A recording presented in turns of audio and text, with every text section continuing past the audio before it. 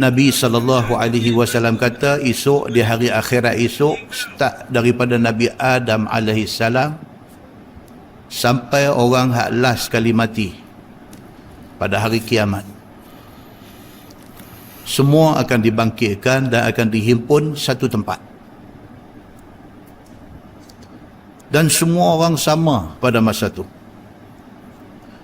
Sama dari segi tidak pakai kasut, tidak ada pakaian, dan dalam keadaan tidak berkhatat.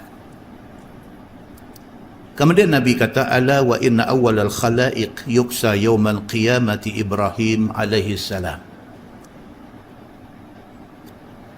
Bangkit manusia di hari akhirat esok dan keadaan tidak ada pakaian. Orang hak mula Allah akan bagi pakaian ialah Nabi Ibrahim alaihi salam.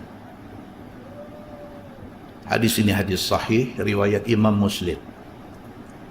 Daripada Nabi Adam AS sampailah kepada manusia last, orang yang mula-mula akan diberi pakaian untuk pakai di padang mahsyar ialah Nabi Ibrahim AS.